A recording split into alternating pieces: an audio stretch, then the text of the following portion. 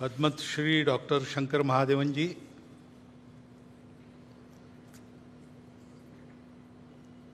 परम श्रद्धेय संतवृंद, माननीय सरकारवाह जी, विदर्भ प्रांत के माननीय संघ चालक जी, नागपुर महानगर के माननीय संघ चालक, माननीय सहसंघ चालक जी, उपस्थित अन्य अधिकारीगण, नागरिक सज्जन, माता भगिनी तथा आत्मीय स्वयंसेवक बंधु,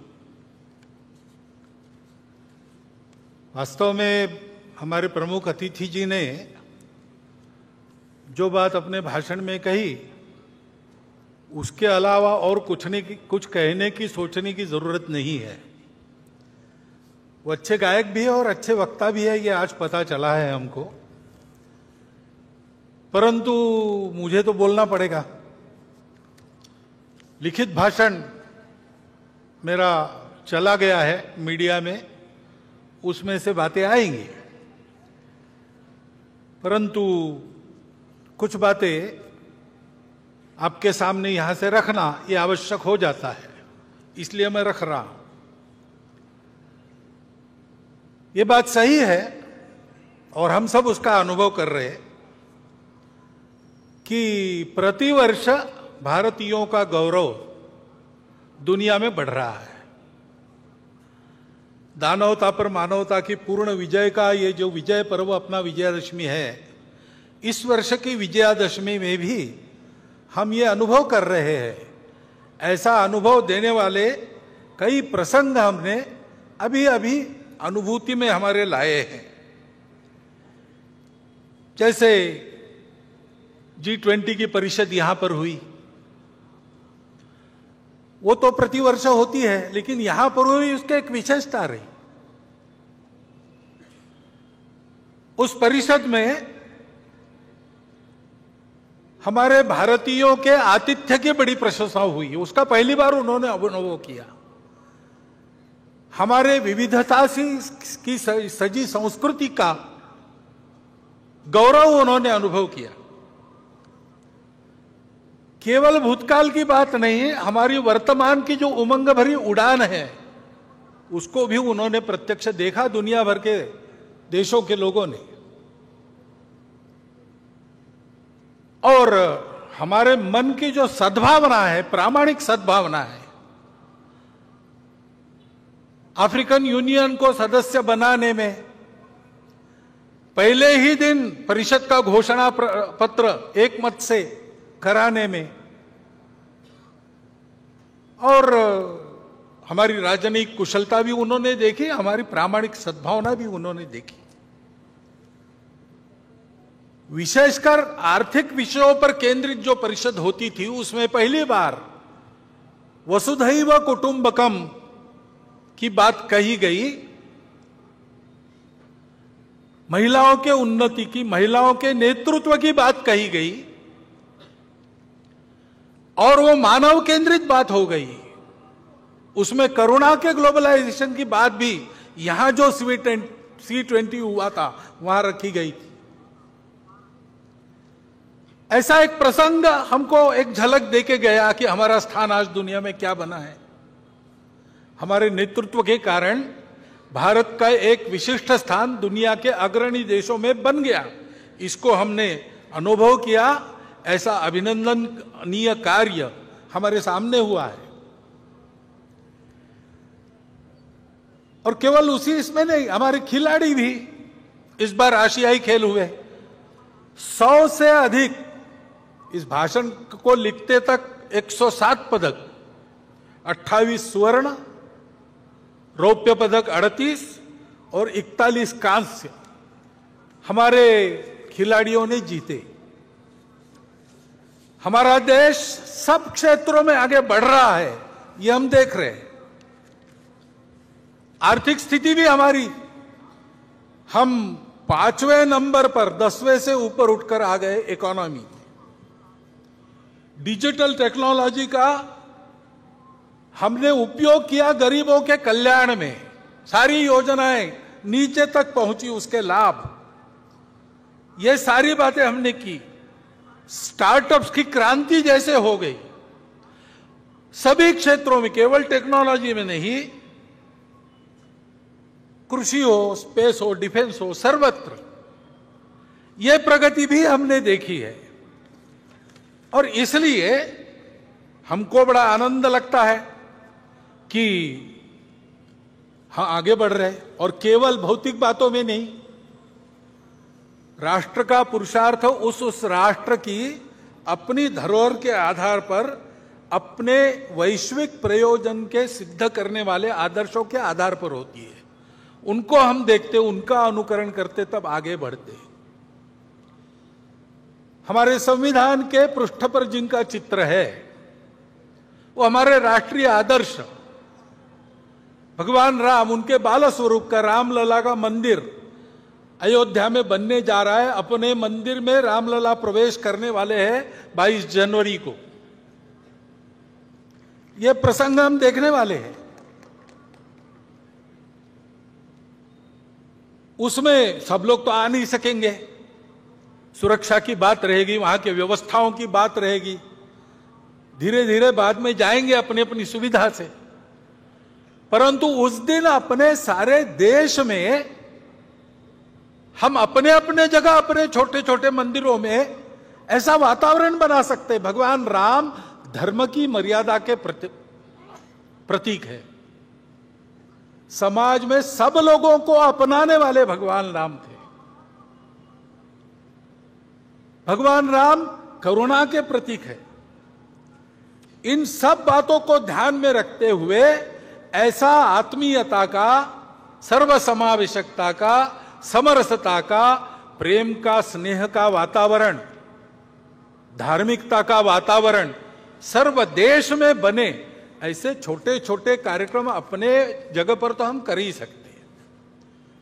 परंतु ये सारे प्रसंग भारत का एक अमृत काल देखने का सौभाग्य हम सबको मिला है। और इसलिए शताब्दियों की संकट परंपरा को पार हमने किया है और हम आगे बढ़ रहे हैं, ऐसा ध्यान में आता है। हमने सदाचार, अहिंसा की शिक्षा देने वाले भगवान महावीर जी का 2550वां वर्ष हम संपन्न कर रहे हैं। हिंदवी स्वराज्य के संस्थापक छत्रपति शिवाजी महाराज, इनका 350वां वर्ष हम संपन्न कर रहे। महर्षि दयानंद सरस्वती, जिन्होंने अंग्रेजों के गुलामी से मुक्त होने के लिए, योग्य बनने के लिए हमको फिर से अपने मूल की ओर खींचा और उसकी स्पष्ट और यथार्थ कल्पना दी। रूढ़ी कुरीतियों को बाजू रखकर वास्तविक अर्थ क्या है वो बताया। उनका 200वां वर्ष हम संपन्न कर रहे। ऐसे ही रानी दुर्गावती, भारतीय महिलाओं की शक्ति, उद्यम, साहस, धैर्य, बुद्धि, शक्ति, पराक्रम, प्रशासकीय कुशलता, प्रजाहित दक्षता, इसका परिचय देने वाली उनका 500वां वर्ष। और साथ साथ भक्ति का परिचय देने वाली संत मीराबाई, इनका 550वां वर्ष। ये अभी हम संपन्न करने वाले हैं, आगे उनका वर्ष है। ऐसे ही अपने राजनीतिक प्रशासन की कुशलता के साथ साथ, प्रजाहित दक्षता के साथ साथ, जो अपने जीवन को सामाजिक विषमता के निर्मूलन के लिए लगा चुके, ऐसे कोल्हापुर के छत्रपति शाहू महाराज का, उनका भी 150वां जयंती वर्ष हम मना रहे। अभी अभी हमने संपन्न किया, तमिलनाडु में एक संत हो गए, वल्ललार जी, श्री रामलिंगम वल्ललार जी। उन्होंने अपने जवानी से ही स्वतंत्रता की अलग समाज में जगाना प्रारंभ किया। उन्होंने कहा कि हमारे देश में जो दरिद्रता दिख रही, भूखे लोग दिख रहे, वो अंग्रेजों के गुलामी के प्रतीक है और उसका उपाय मैं करूंगा। तो उन्होंने पहले अन्नदान प्रारंभ किया। उस समय तमिलनाडु में जो चूल्हा उन्होंने अन्नदान के लिए जलाया, वो आज भी जल रहा है और वहां अन्नदान कार्यक्रम चल रहा है। आध्यात्मिक सांस्कृतिक जागृति के आधार पर सामाजिक समता और स्वतंत्रता का संदेश देने वाले वल्ललार जी की भी 200वां वर्ष अभी संपन्न हुआ, अक्टूबर में पूरा किया। इन सब महापुरुषों के द्वारा हमको ये संदेश मिलते हैं सामाजिक समरसता के, स्व के गौरव के, अपने परंपरा के, दुनिया को देने के लिए हमारे पास क्या क्या है उसके। जैसे हमारे प्रमुख अतिथि जी ने उल्लेख किया, हमारे हर बात में हमारा स्व है, संगीत में है, अन्न में है, सारी बातों में है। उसको दुनिया को देने का समय आ गया है और इसलिए उस स्व का गौरव धारण करके स्व के आधार पर देश का एक यशस्वी जीवन खड़ा करके बताना संपूर्ण दुनिया को, ये हमारा कर्तव्य बनता है। और उसके साथ साथ वो आज के विश्व की आवश्यकता भी है। आज का विश्व 2000 साल सुख की खोज में अनेक प्रकार के प्रयोग करके थक गया और वो कहता है कि हमको रास्ता चाहिए, क्योंकि विश्व में अनेक समस्याएं जिनका हल उनको नहीं मिला। स्वार्थ और कट्टरपन के चलते कलह चलते हैं, उसका कोई हल नहीं दिख रहा। विश्व ने प्रयास किया सबको एक रंग में घोलने का, सब में यूनिफॉर्मिटी लाने का, एकरूपता लाने का। वो यशस्वी हो नहीं सकता क्योंकि सृष्टि बनी है विविधता, वो विविध ही रहेगी। विविधता में एकता कैसे आएगी उसका कोई आधार उनके पास नहीं है और इसलिए स्वार्थ तो रहता ही है, कट्टरपन भी रहता है, उसको चलते एक उन्माद पैदा हो जाता है, अहंकार पैदा हो जाता है, उसके संघर्ष चल रहे, स्वार्थों के टकराव और अतिवादिता के कारण युद्ध चलते हैं, उसका कोई उपाय नजर नहीं आता। प्रकृति विरुद्ध जीवन शैली, जीवन में स्वैरता, अनिर्बंध उपभोग, आत्यंतिक व्यक्तिवाद, अमर्याद शोषण, अधूरी दृष्टि के कारण उपजने वाले ये सारे दोष है, उसके चलते जो समस्याएं पैदा हुई है पर्यावरण की वगैरह, विश्व को उसका रास्ता नहीं दिख रहा है और उसकी भी अपेक्षा है कि भारत रास्ता दिखाए। भारत को अपने देश में इन समस्याओं का निराकरण करके रास्ता दिखाना होगा। अपने देश में भी ये समस्याएं हैं, बड़ी बात नहीं, समस्या होना कोई गलत नहीं, जीवन में समस्या रहती है और हम आज दिखा रहे कि हम सामना करके उन समस्याओं का उपाय करेंगे। हमारे यहां भी रहती है समस्या, पर्यावरण की समस्या हम देखते हैं, संकट हम पर भी है। अभी हिमालय क्षेत्र में जोशीमठ में घटनाएं हुई, हिमाचल प्रदेश में घर धंसने लगे, उत्तराखंड में हुआ, पूरे हिमाचल क्षेत्र में ये जो प्रकृति का प्रकोप दिखता है, चर्चा करते लोग कि क्या होगा, यहां भी गड़बड़ हुई तो कैसे होगा, कोई बड़ा संकट आने वाला है क्या? आने वाला होगा तो होगा, लेकिन डरने की क्या बात है, उसका उपाय करने की बात है। महत्वपूर्ण क्षेत्र है, हमारी उत्तर सीमा इस क्षेत्र से बनती है, हमको सीमा सुरक्षा का भी विचार करना पड़ेगा। इस क्षेत्र में उत्तर भारत की सारी बड़ी नदियां जल लाती है, चीन को भी जल ले जाती है, दक्षिण पूर्व एशिया को भी जल ले जाती है। इस क्षेत्र का खराब होना, इसका मतलब हमारी जल व्यवस्था का खराब होना होता है। तो जल सुरक्षा का भी विचार करना पड़ेगा, पर्यावरणीय स्वास्थ्य का भी विचार करना पड़ेगा। उत्तर को हिमालय की दीवार खड़ी है, इसलिए हमारे यहां 6 ऋतु चलते हैं, वर्षा होती है मौसमी हवाओं के कारण, वो हवाएं वहां टकराती है, फिर से भारत में वापस आती है, जाते समय आते समय वर्षा होती है। इसमें अगर बदल हुआ तो पर्यावरण का संकट भी है और इसलिए दक्षिण पूर्व एशिया की दृष्टि से, भारत की सुरक्षा की दृष्टि से उस क्षेत्र में चीन दस्तक दे रहा है। जल सुरक्षा, पर्यावरणीय सुरक्षा, सीमा की सुरक्षा, कुल मिलाकर अपने देश के स्वास्थ्य के लिए उस हिमालय क्षेत्र का एक क्षेत्र के नाते अलग सा विचार करते हुए इसको कैसे करना, इसको हमको तय करना पड़ेगा। ये तो एक क्षेत्र विशेष की समस्या हो गई, परंतु कुल मिलाकर ही हम अगर देश की स्थिति देखते हैं तो देश आगे बढ़ रहा है, आत्मविश्वास बढ़ रहा है, आगे जाना है, लेकिन आगे जाते समय दुनिया को नया रास्ता दिखाना है अपने स्व के आधार पर। तो हम लोगों को दुनिया की नकल नहीं करनी है, हम लोगों को अपना रास्ता बनाना है।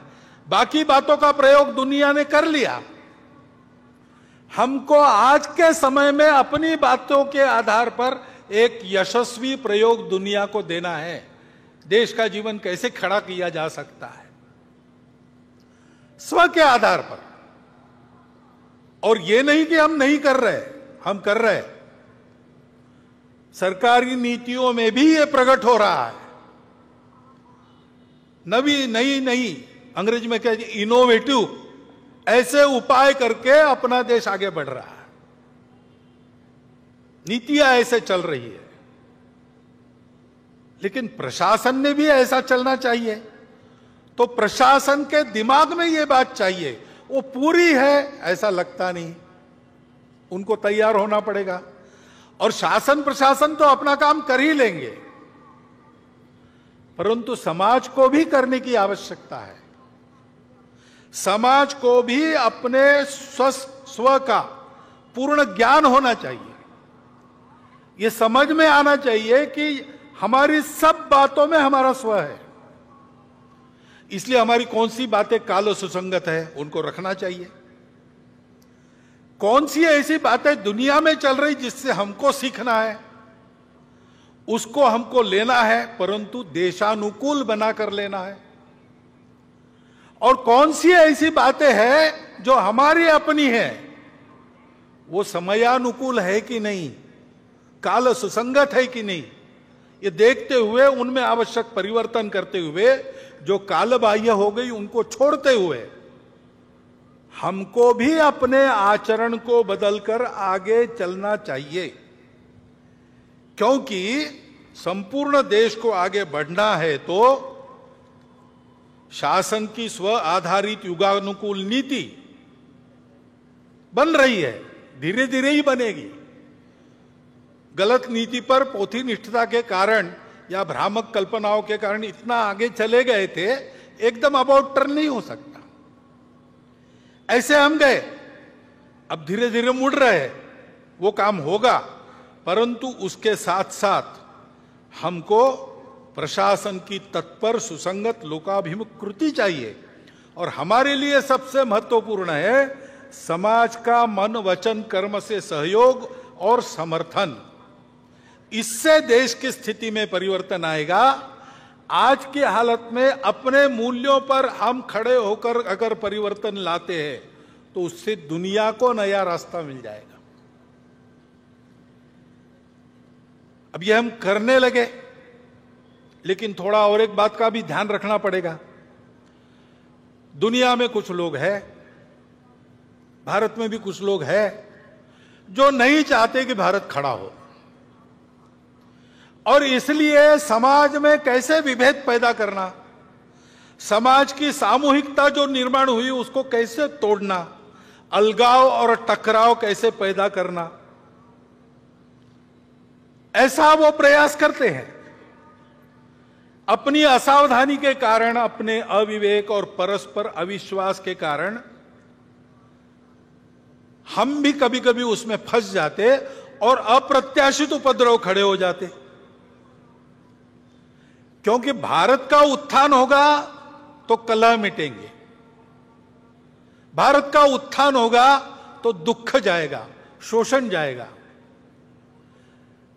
इनके आधार पर अपने स्वार्थ का धंधा करने वाली दुनिया की और अंदर की जो ताकतें हैं, भारत बड़ा होने से उन पर मर्यादा आएगी, वो अपने खेल नहीं खेल सकेंगे। इसलिए इनका निरंतर विरोध चलता है। विरोध करने के लिए किसी विचारधारा का आवरण ये लोग ओढ़ लेते हैं, बड़ी चिकनी चुपड़ी बातें करते हैं, कोई बड़ा उद्देश्य, मन लुभावन उद्देश्य ऐसा घोषित करते कि हम इसके लिए काम कर रहे हैं, लेकिन उनका उद्देश्य दूसरा ही रहता है, अपना उल्लू सीधा करने का रहता है।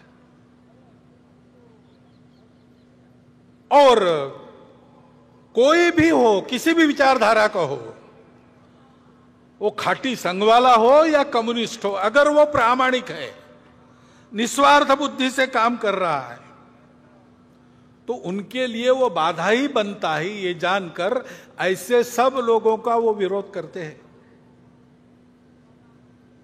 अभी एक नया नाम उनका चलता है दुनिया में, कल्चरल मार्क्सिस्ट या वोक, यानी जगे हुए, वोकिज्म, ऐसे शब्द चलते हैं। नाम तो मार्क्स का लेते हैं, लेकिन 1920 में ही उन्होंने समझा कि मार्क्स ने जो भविष्यवाणी की वैसा होने वाला नहीं है, तो वैसा होने के नाम पर हमारे हाथ में पूरी दुनिया की पकड़ आ जाए, इसलिए तब से ही उन्होंने अपना उद्योग प्रारंभ किया है। इसलिए उसी समय उन्होंने मार्क्स की बातों को भुला दिया और आगे बढ़ रहे।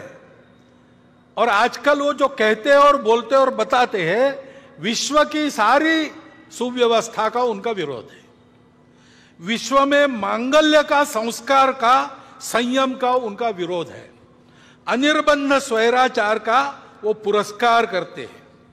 ये पुरस्कार सहज हो जाए, जोर से हो जाए, इसलिए माध्यमों को और अकादमियों में अपना वर्चस्व स्थापित कर उनका उपयोग करते हैं। देश की शिक्षा को भ्रष्ट करते हैं, देश के संस्कार को भ्रष्ट करते हैं, राजनीति, सामाजिक वातावरण, इन सब को भ्रम और भ्रष्टता का शिकार बनाते हैं।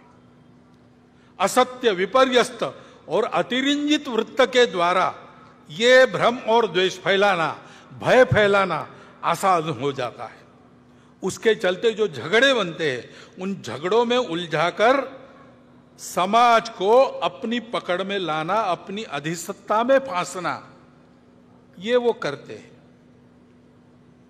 किसी भी राष्ट्र की जनता में ऐसी अनास्था, दिग्भ्रम, परस्पर द्वेष उत्पन्न करने वाली ये जो प्रणाली है ना, अपने यहां चाणक्य नीति में उसका नाम है मंत्र विप्लव। विष से एक आदमी मरता है, बाणों से एक को ही मार सकते हैं, लेकिन मंत्र विप्लव से प्रजा सहित राजा का नाश होता है, ऐसी उक्ति है। ये इन लोगों से हमको ध्यान रखना पड़ेगा, बचना पड़ेगा। राजनीतिक स्वार्थों के लिए अपने प्रतिस्पर्धी को पराजित करने की जो उद्योग चलते हैं, उसमें इन शक्तियों के साथ गठबंधन करने का अविवेक भी चलता है। यह अपेक्षित नहीं है, लेकिन होता है। और समाज में अगर आत्मविस्मृति है, समाज में अगर अनेक प्रकार के भेद है, आपस में लड़ाई है, स्वार्थों की प्रतिस्पर्धा है, ईर्ष्या है, द्वेष है, तो फिर उनका काम आसान हो जाता है। और इसलिए इन आसुरी शक्ति को बल न बढ़े, ऐसा हमको देखना है। हम इधर उधर की घटनाएं देखते हैं तो ये सहज बात ध्यान में आती है कि ऐसा कुछ है। अभी मणिपुर की परिस्थिति को लेकर अभी शांत हो रही है, लेकिन ये आपस में झगड़ा कैसे हुआ? बहुत वर्षों से वहां मणिपुरी मैतेई और मणिपुरी कुकी वो साथ में रहते हैं,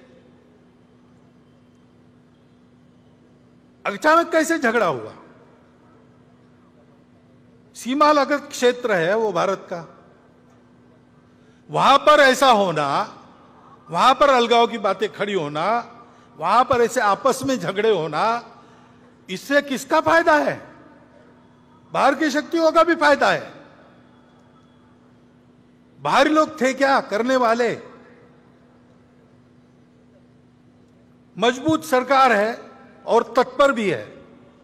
स्वयं गृह मंत्री वहां जाकर बैठे 3 दिन, और मिनिस्टर जाके वहां 15-15 दिन रहे, सारा प्रयास किया। वहां की सरकार चाहती नहीं, देश की सरकार प्रतिबद्ध है। ऐसे होकर भी चलता रहा। क्योंकि शांति का प्रयास होता है और सफल हो रहा ऐसा देखते देखते ही कोई हादसा करवा दो तो फिर से दूरी बढ़ती है, फिर से द्वेष बढ़ता है। ये करने वालों के पीछे कौन थे? ये गुस्सा भड़काने वाले लोग कौन थे? ये हम देखते हैं तो ध्यान में आता है कि इसमें ये हो नहीं रहा है, ये कराया जा रहा है, और इसलिए बहुत काम करना पड़ेगा, बहुआयामात्मक काम करना पड़ेगा। वहां लोगों के मन टूट गए। केवल शांति का प्रश्न नहीं, अब समाज को जोड़ने का भी प्रश्न है। संघ के स्वयंसेवक पहले से अंत तक वही करते रहे, आज भी कर रहे हैं। सबकी सेवा कर रहे हैं, समदृष्टि से सबको देख रहे हैं, सबके पास जा रहे हैं, सबसे बात कर रहे हैं शांति रखने की। और ऐसी परिस्थिति में भी समाज में टूटन पैदा न हो, इसके लिए उस परिस्थिति में भी अपनी जान हथेली पर रखकर काम कर रहे हैं। स्वयं को उस उकसावे में, उस भड़काने वाली परिस्थिति में दिमाग पर बर्फ रखकर उन्होंने काम किया है। हमको उन स्वयंसेवकों पर गर्व है, जैसा काम उन्होंने मणिपुर में किया। इतना बड़ा काम उन्होंने किया है। उनके कार्यों पर और उन स्वयंसेवकों पर, दोनों पर हमको गर्व है। लेकिन वहां सबको काम करना पड़ेगा। सरकार की इच्छा शक्ति तो है ही, उसके साथ साथ प्रशासन की कृति, जैसा मैंने कहा, उसको लाना पड़ेगा। सक्रियता, कुशलता दिखानी पड़ेगी। अविश्वास को, खाई को पाटने में प्रबुद्ध नेतृत्व को भी वहां के भूमिका बनानी पड़ेगी। लंबा काम करना पड़ेगा। ऐसी अनेक घटनाएं हम देखते हैं। इसका उत्तर क्या है? उसका उत्तर यही है, परस्पर टीका टिप्पणी में न उलझते हुए हमको एकता की ओर बढ़ना पड़ेगा। हर परिस्थिति में यह एकता का भान समाज के विवेक को जागरूक रखता है। चंगुलों में समाज फंसता नहीं, षड्यंत्रों के अधीन नहीं होता। उसका कारण यह एकता ही है। संविधान में इसी एकता को, एकात्मता को एक मार्गदर्शक तत्व के नाते उद्धृत किया है। डॉक्टर अंबेडकर साहब ने संविधान संसद में देते समय जो 2 भाषण किए हैं, उन भाषणों को हम ध्यान से पढ़ते हैं तो हमको ध्यान में आता है कि उसमें भी यही संदेश है बंधुभाव का। उसको कैसे लाना? दुनिया को देखते हैं तो दुनिया के देशों ने कुछ मानव निर्मित आधार खोजे एकता के। कहीं पर एक रिलीजन आधार बना, कहीं पर एक भाषा आधार बनी, कहीं पर समान आर्थिक हित आधार बने, जिसके आधार पर और उन्होंने एकता लाई। लेकिन ध्यान में आता है कि ये आधार टिकाऊ नहीं है, और वो देश, उसमें बहुत ज्यादा विविधता नहीं है। उन देशों को यह समझ में नहीं आता है कि भारत में इतनी भाषाएं, इतने पंथ संप्रदाय, इतने खान पान रीति रिवाज, इतने दूर दूर के अलग अलग भौगोलिक परिस्थिति वाले प्रांत होने के बाद भी सदियों से भारत एक होकर चल रहा है। उसका आधार क्या है? उनको समझ में नहीं आता। उनको आश्चर्यचकित करती है ये बात, और उनको आकर्षित भी करती है।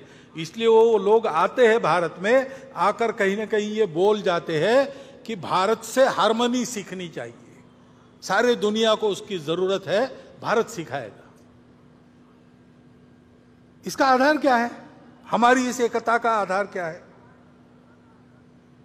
हमारी एकता का आधार है हमारी सर्वसमावेशक संस्कृति, जो किसी को पराया नहीं मानती, विविधताओं को वो अलगाव नहीं मानती, विविधता को वो श्रृंगार मानती है, उसका उत्सव करती है, उसका स्वीकार करती है।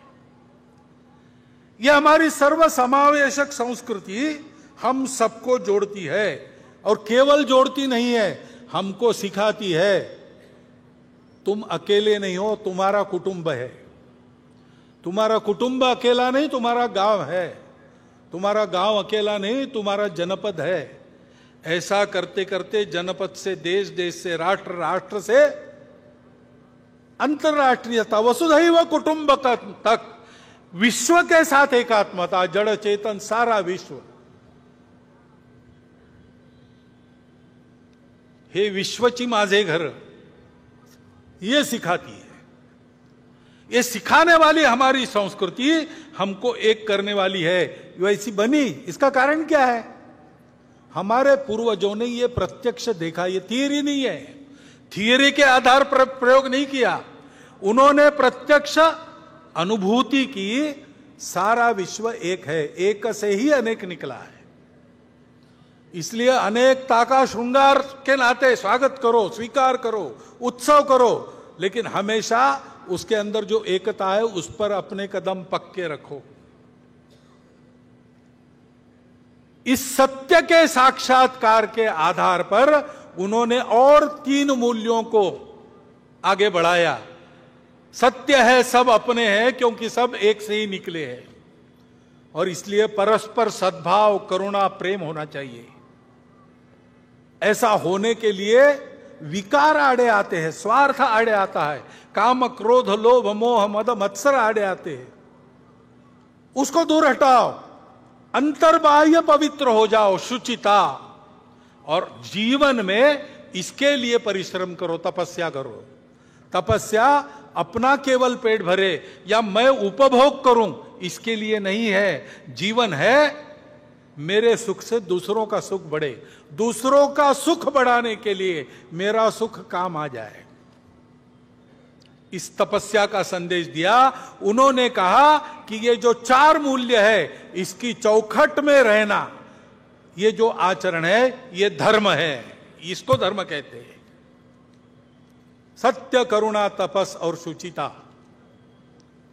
इस धर्म के आधार पर जो आचरण करना है वो तो बुद्धि से नहीं होता, वो आदत से होता है।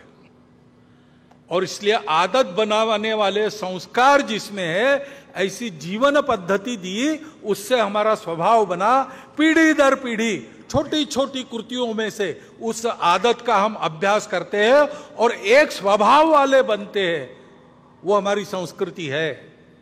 उत्तर से दक्षिण, पूरब से पश्चिम, अखंड भारत में, जो अखंड भारत था उसमें आज भी कहीं भी जाओ एक आपको रीति मिलेगी। दुकान में जाएंगे, आप कुछ खरीदेंगे तो ऊपर से मुट्ठी भर वैसे ही डाल देंगे।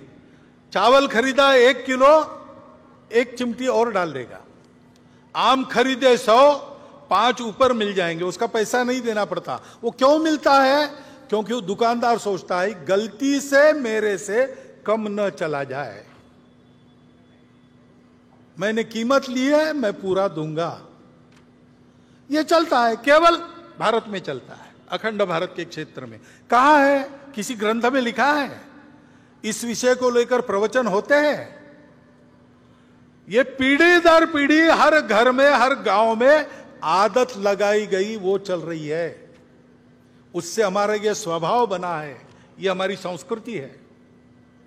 ये संस्कृति ऐसी रहे, फलती फूलती रहे, इसलिए जिन लोगों ने अपना खून पसीना बहाया, इस संस्कृति का आचरण करने वाले समाज के संरक्षण के लिए बलिदान दिए, उद्यम किया, पराक्रम किया, वो सब महापुरुष हमारे आदर्श है। उनके व्यवहार का हम अनुकरण करते हैं।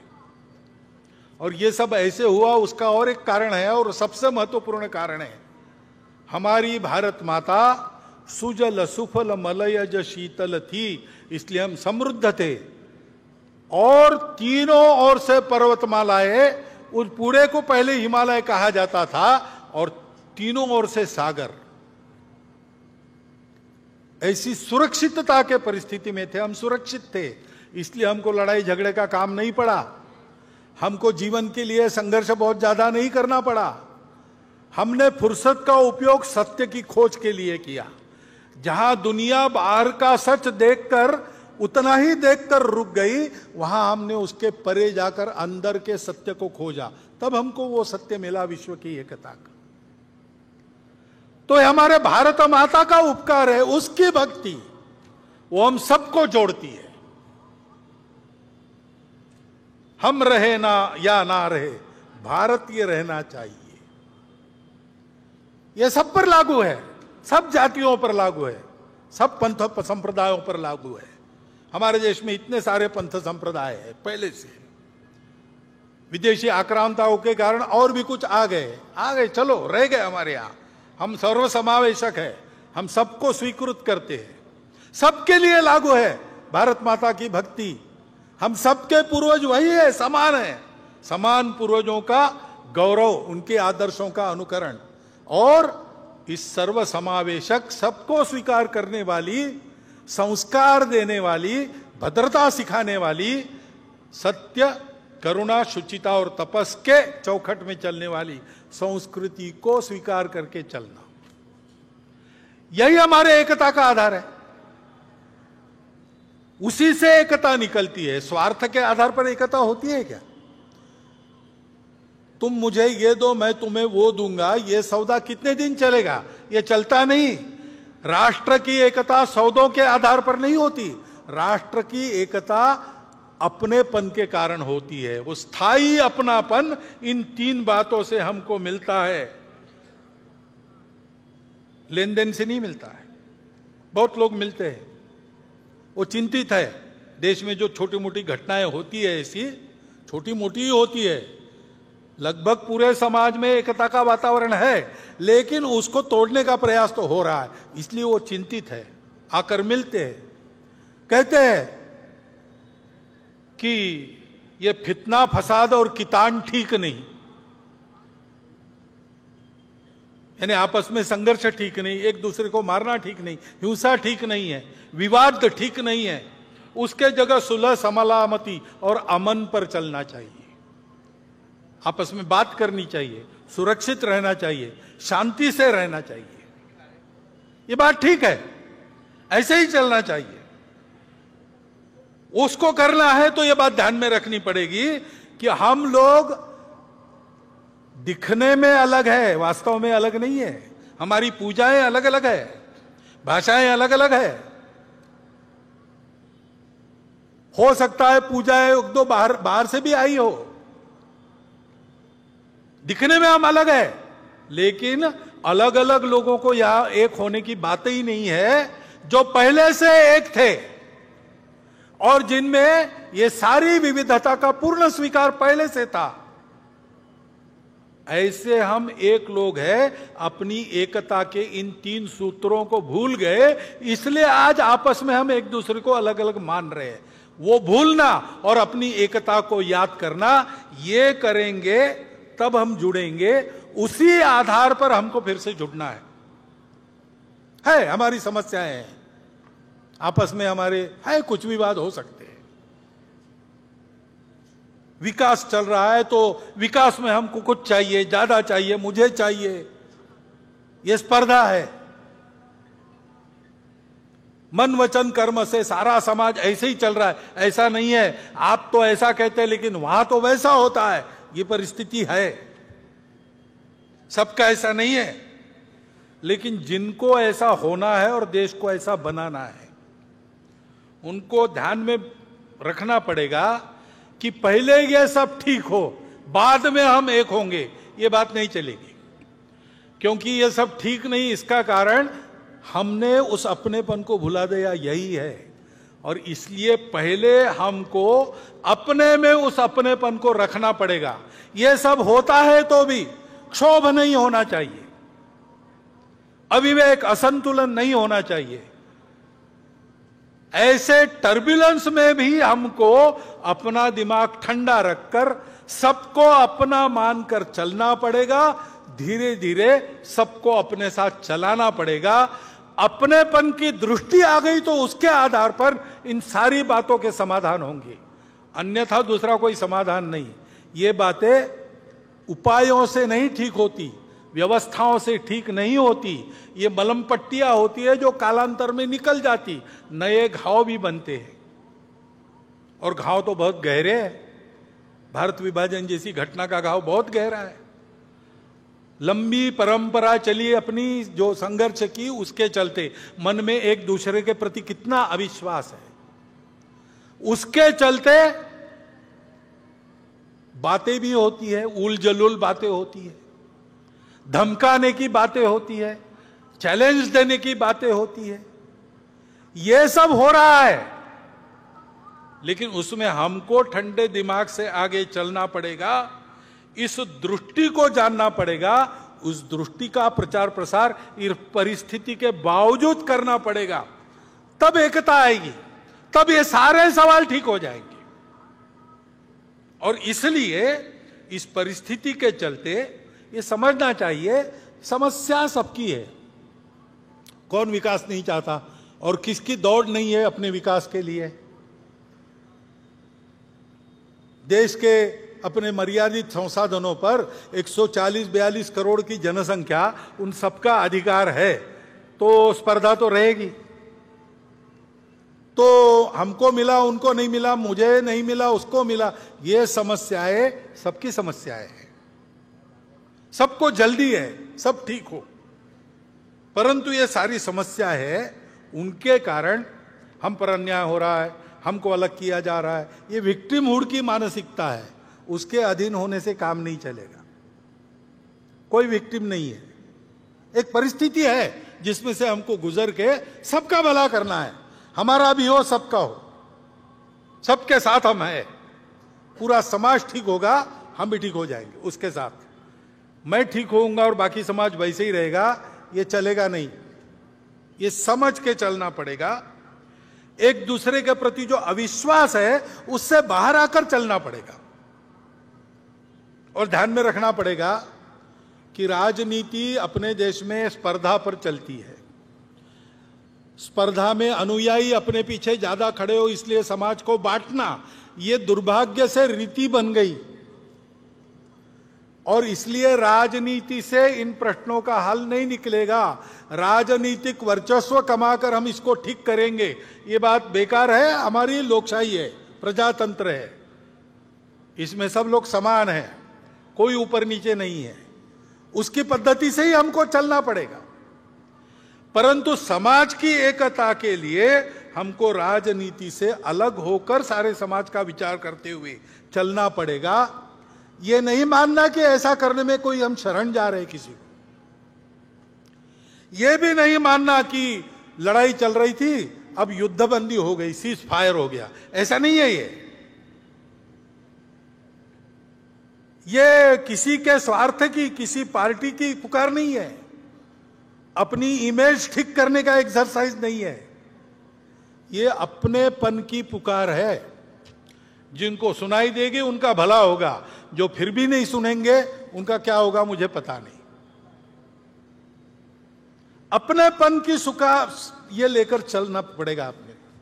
फिर से मैं याद दिलाता हूं, डॉक्टर बाबा साहब आंबेडकर के वो 2 भाषण पढ़िए, बार बार पढ़िए, पारायण करने लायक है।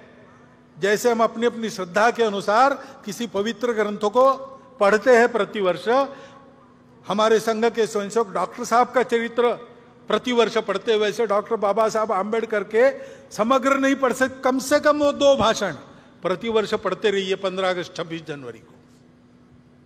उसमें यही संदेश है। और ये काम एकाएक होने वाला नहीं है, लंबा प्रयास करना पड़ेगा।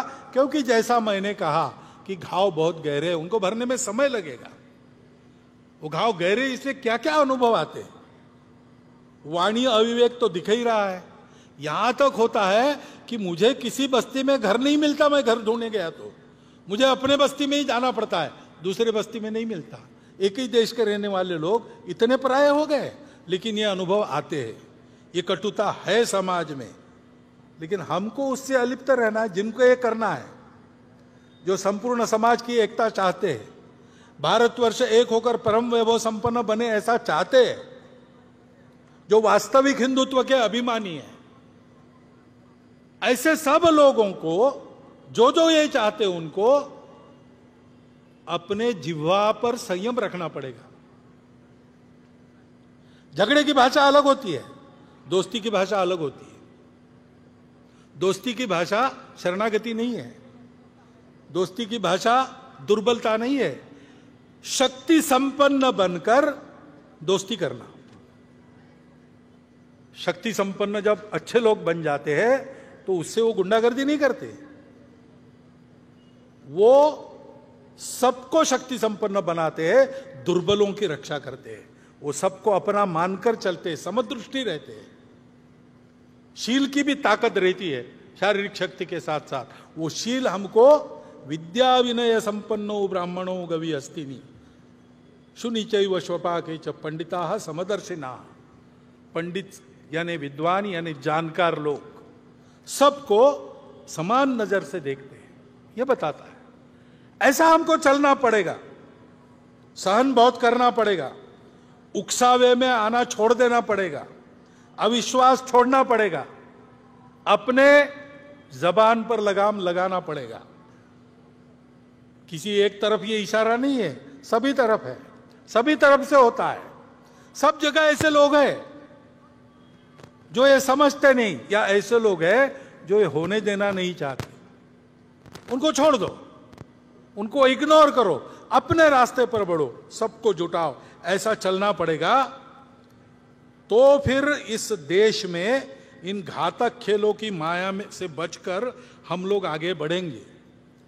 ये बातें चलेगी, गुंडागर्दी होगी तो उसका तो इलाज एक ही है, संगठित बल संपन्न समाज, नागरिक अनुशासन, कानून सुव्यवस्था और संविधान का पालन करके चले। इस गुंडागर्दी के प्रतिकार में शासन प्रशासन का सहयोगी बन के चले, यही उसका उपाय है। इसलिए बल संपन्न संगठित समाज बनाने का काम संघ कर रहा है। सावधान रहना है, क्योंकि अब आने वाले दिन भी, अब चुनाव की दिन है, अभी राज्यों की चुनाव है, आगे लोकसभा का है। चुनाव में तो खूब गाली गलौज चलेगी, प्रचार चलेगा लोगों को इधर से उधर लाने का। उसमें ये हथकंडे और बढ़ सकते हैं। जहां उद्देश्य नहीं वहां भी उद्देश्य चिपका कर बातें हो सकती है। ध्यान में रखना, चुनाव में मतदान करना हर नागरिक का कर्तव्य है, वो हम सब ने करना चाहिए, मतदान को छोड़ना नहीं चाहिए, वो हमारा राष्ट्रीय कर्तव्य है। नागरिक राष्ट्रीय कर्तव्य करे, इसलिए संघ के स्वयंसेवक काम करेंगे, परंतु वो ऐसी छोटी बातों के आधार पर नहीं करना है। उकसावे में, भड़काऊ बातों से भड़ककर उकसावे में आकर नहीं करना है। ठंडे दिमाग से सोचिए कौन अच्छा है, किसने अच्छा काम किया है। सबका अनुभव अब भारत की जनता के पास है, सबका अनुभव ले लिया। अब इसमें कौन अवेलेबल बेस्ट, उसको देना। ऐसा हमको चलना पड़ेगा। मतदान के प्रचार के समय ये सारे हथकंडे फिर से अपनाए जाएंगे, उसकी आग में हमको पड़ना नहीं चाहिए। ये ध्यान रखकर हम आगे बढ़े। संघ ऐसे जाएगा। 1925 के बाद, 1925 को संघ शुरू हुआ, 2025 100 साल पूरे होते, 26 तक वो हम शताब्दी का वर्ष, 100 साल पूरे होने बाद का वर्ष हम मनाएंगे। और इसलिए ऊपर निर्दिष्ट सभी बातों में संघ के स्वयंसेवक पहल करेंगे। संपूर्ण समाज में, आचरण में, उच्चारण में देश के प्रति अपनत्व, संपूर्ण देश के प्रति अपनत्व की भावना प्रकट हो। मंदिर, पानी, स्मशान में कई भेदभाव बाकी है तो वह समाप्त हो। परिवार के सभी सदस्यों में, कुटुंब के नित्य मंगल संवाद, संस्कारित व्यवहार व संवेदनशीलता बनी रहे, बढ़ती रहे। उनके द्वारा समाज की सेवा होती रहे।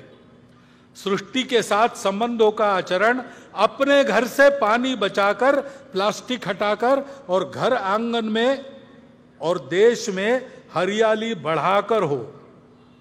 स्वदेशी के आचरण से देश का भला होता है, देश आत्मनिर्भर होता है। आत्मनिर्भरता का कई प्रकार का प्रयास सरकार के द्वारा हो रहा है। समाज भी इसमें चले, स्वनिर्भर होना, स्वावलंबी होना, फिजूल खर्ची नहीं करना, देश में रोजगार बढ़ना और देश का पैसा देश के ही काम आना, ये स्वदेशी है। उस स्वदेशी का आचरण भी अपने घर से प्रारंभ होना चाहिए। कानून व्यवस्था और नागरिकता के नियमों का पालन हो, समाज में परस्पर सद्भाव और सहयोग की प्रवृत्ति सर्वत्र व्याप्त हो, इन सभी आचरणात्मक बातों का होना सब चाहते हैं। लेकिन छोटी छोटी बातों से प्रारंभ कर उनके अभ्यास के द्वारा इस आचरण को अपने स्वभाव में लाने का सतत प्रयास आवश्यक है।